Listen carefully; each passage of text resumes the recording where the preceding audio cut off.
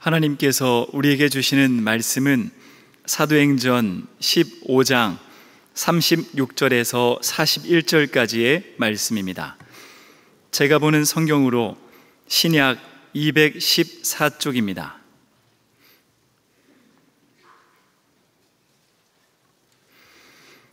하나님의 말씀을 봉독하겠습니다.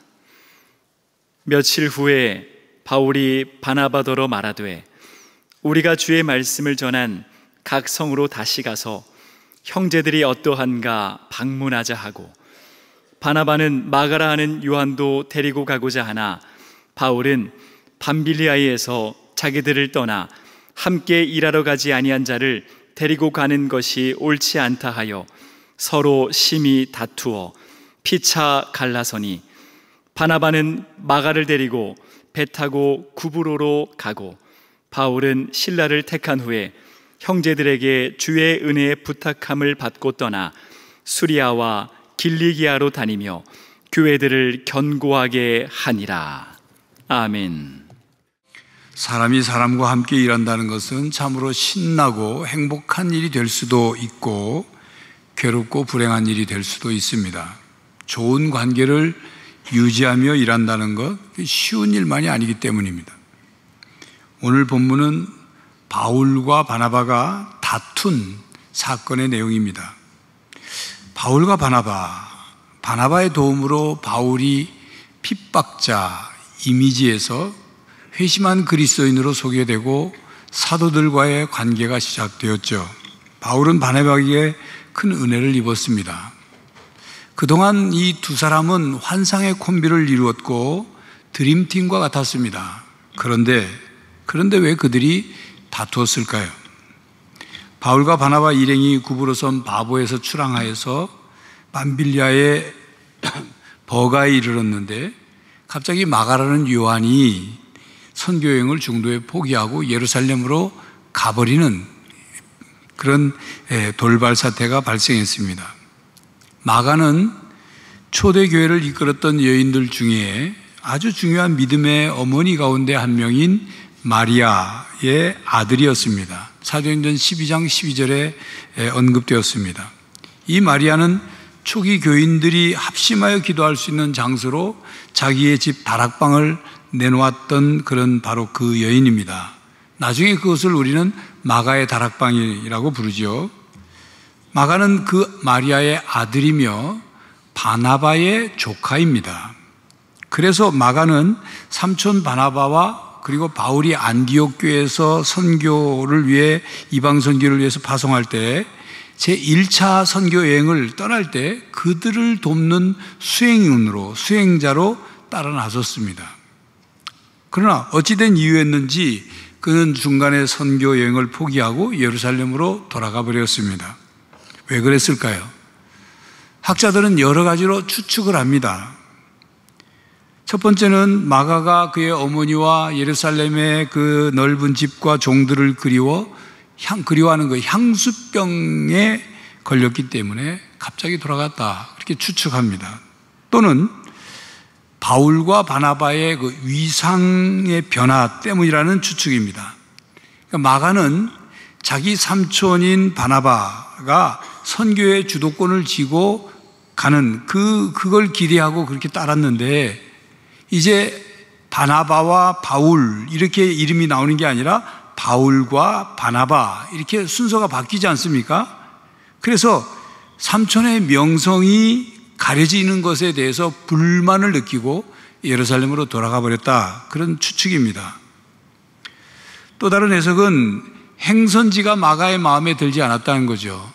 바울과 바나바가 가려고 했던 선교지는 험한 곳이고 그리고 도둑과 그리고 산적이 출몰하는 그런 곳이었습니다. 그는 부잣집 아이들로 태어나서 고생이라고는 별로 해본 적이 없기 때문에 그런 곳에, 어렵고 힘든 곳에 가는 것을 포기하고 돌아갔다는 것입니다. 또 다른 설명은 그가 보수적인 예루살렘 출신의 유대인으로서 이방 선교에 대해서 그렇게 탐탁지 않게 생각한 것이 아니냐는 설도 있고, 그쪽 지역에서 발생한 말라리아 병에 걸려서 예루살렘으로 돌아갔다는 그런 설도 있고, 그의 복음의 열정이 식었기 때문에, 그리고 낯선 곳에서 사역을 싫어하기 때문에 두려워해서 예루살렘에 갑자기 중요한 일이 생겨서 돌아갔다, 이런저런 추측과 설명을 합니다. 성경은 이에 대해 자세한 설명이 없습니다. 그저 침묵을 지키고 이렇게 있을 뿐이죠. 근데 우리가 마가의 속을 들여다볼 수 없으니 어떤 설명, 어떤 학자들의 설명이 맞는지는 모르지만, 알 수 없지만, 중요한 것은 마가가 자기 신앙이 확실하게 서 있지 않았다는 것입니다.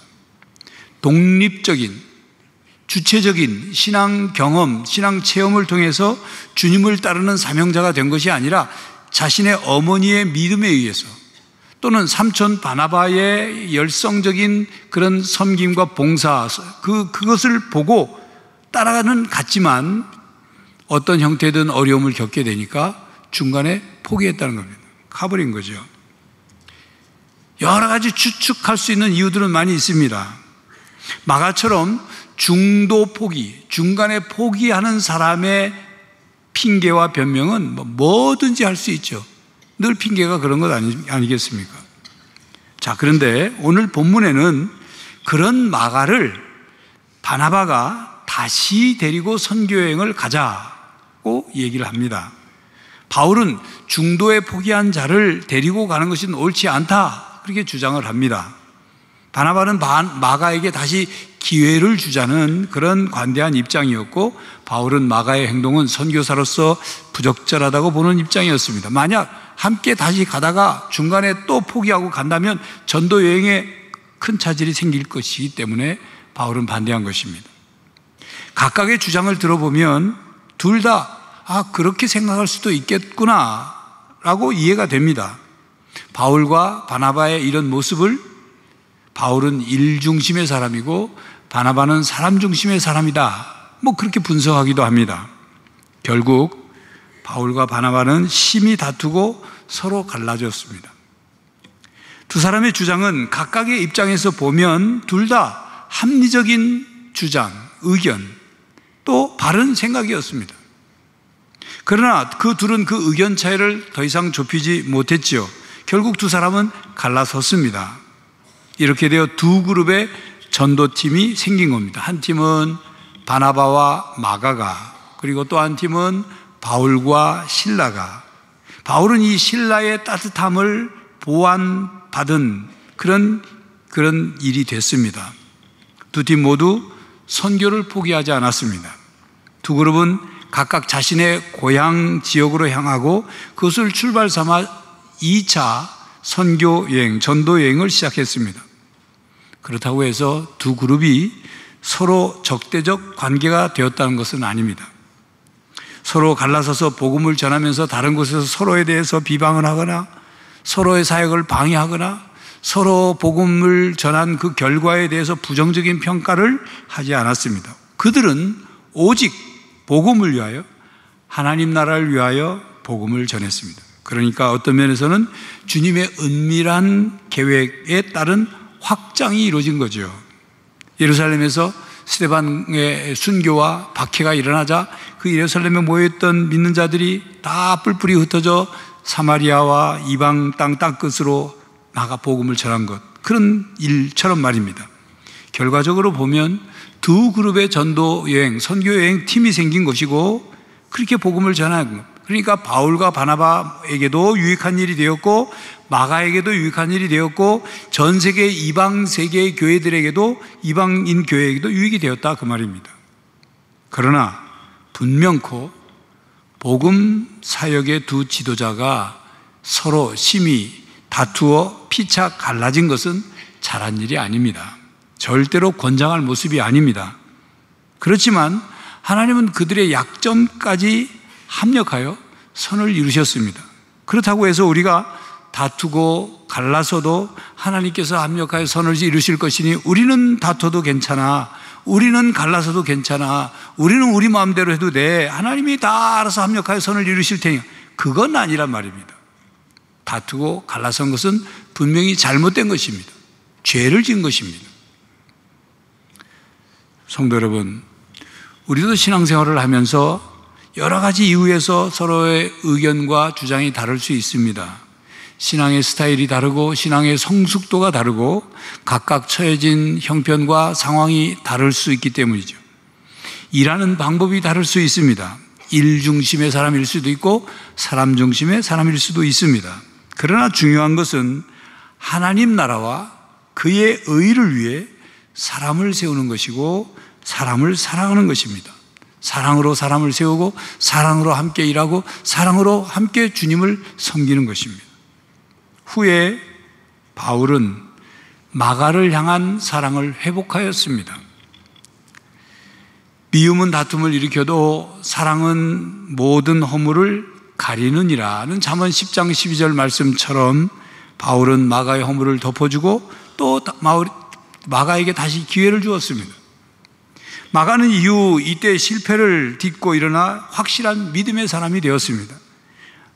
바나바의 격려와 양육을 통해서 신앙이 성장했습니다. 그래서 훗날 새로운 일꾼이 되어 바울도 인정하는 인물이 되었습니다. 바울이 쓴 그 디모데후서 4장에 보면 저가 나의 일에 유익하니라 이렇게 평가할 정도로 마가는 믿음이 성장하고 유익한 사람이 되었습니다. 복음에. 베드로도 베드로전서 5장 13절에 보면 마가를 뭐라고 하면 내 아들 마가라고 일컬을 정도로 그런 신뢰를 받는 사람이 마가가 그런 사람이 되었다는 것이죠. 자, 여러분, 경기가 끝나기 전까지는 경기가 끝난 것이 아닙니다. 인생의 마지막 순간이 오기 전까지는 인생이 끝난 것이 아닙니다. 다시 기회를 잡으면 된다 그 말입니다. 마가는 과거로 돌아간 자, 비겁한 자, 중도 포기한 자라는 평판을 들었죠. 인생의 낙오자로 점찍힐 수 있었습니다. 그러나 후에 마가는 다시 시작한 자, 다시 용기를 낸 자, 다시 유익한 자가 되었고 함께 동역하며 다시 하나님 나라 일꾼의 자리로 돌아왔습니다. 성도 여러분, 오늘 성찬식이 거행됩니다. 성찬에 참여하며 우리를 사랑하셔서 우리를 살리기 위해서 또 우리를 하나님의 사람으로 세우시기 위해서 생명을 내주시고 친히 자기의 몸을 찢기시고 피 흘려 돌아가신 주님께 감사드리며 우리는 주님을 사랑해야 합니다. 주님 안에서 하나가 되어야 합니다. 성도 여러분, 다양한 교인들이 그리스도의 몸된 교회를 이루었고 또 다양한 교인들이 성찬에 참여합니다. 우리 모두 다양성을 인정하고 포용할 수 있기를 바랍니다. 서로 관대함을 가질 수 있기를 바랍니다.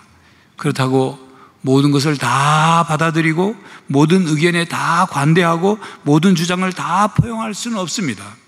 중요한 것은 우리의 생각과 주장과 의견이 하나님 나라를 위한 것이어야 한다는 것입니다. 예수님의 사랑과 그리고 십자가의 복음을 전하기 위한 것이어야 합니다. 그리스도의 몸된 교회를 세우고 그리고 사람의 영혼을 살리는 일이 되어야 합니다. 성도 여러분, 주님의 몸을 우리가 다시 찢어서는 안 됩니다. 주님 안에서 서로의 허물과 실수, 이게 회복되고 주님과 다른 사람에게 유익한 사람이 됩시다. 우리는 십자가의 사랑과 은혜를 받았으니 하나님 백성답게 허물을 덮어주고 포용하고 사랑하며 살아가는 성도들이 되시기를 간절히 바랍니다. 기도하겠습니다. 하나님, 예수 그리스도의 놀라운 십자가의 사랑과 은혜로 우리가 구원을 받고 우리가 그 예수 그리스도의 몸에 참여하게 되었습니다. 그리스도의 몸된 교회의 한 지체가 되었습니다.